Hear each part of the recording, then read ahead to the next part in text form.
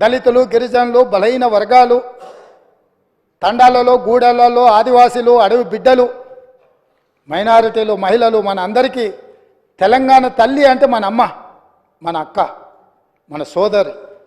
మనం కల్లారా చూసిన మన అమ్మలు, మన అక్కలు, మన కుటుంబ పెద్దలు ఎవ్వరు కూడా వజ్ర వైదూర్యాలతోని కిరీటాలు పెట్టుకొని, వడ్డానాలు పెట్టుకొని మనం ఎన్నడూ మన తెలంగాణ తల్లిని చూడలేదు అధ్యక్ష.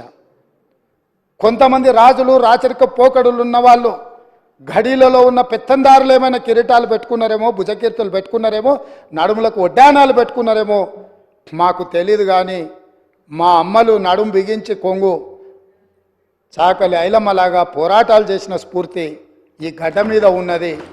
చాకలి ఐలమ్మ స్ఫూర్తిగా తెలంగాణ తల్లి ఉంటుందని మేము అనుకున్నాం. తెలంగాణ తల్లి అంటే ధీశాలి పోరాట యోధురాలుగా ఉంటుంది.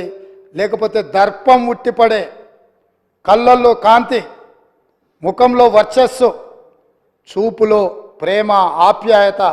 ఒక తల్లి తన బిడ్డను ఎంత ఇష్టంగా, ఎంత ప్రేమగా చూస్తుందో ఆ విధంగా తెలంగాణ తల్లి ఉంటుంది అని మేము ఆశించినాం, ఉండాలని మేము ఆశించినాం. కానీ రాచరిక పోకడలతో, కిరీటాలు, వజ్ర వైదూర్యాలతో తెలంగాణ తల్లిని మనకు రుద్దాలనే ప్రయత్నం చేసిండ్రు.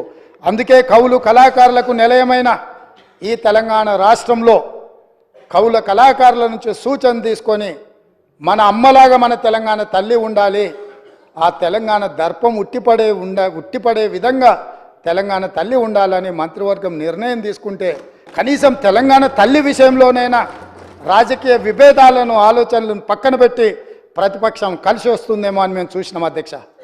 కానీ మాకు నిరాశనే మిగిలింది అధ్యక్ష.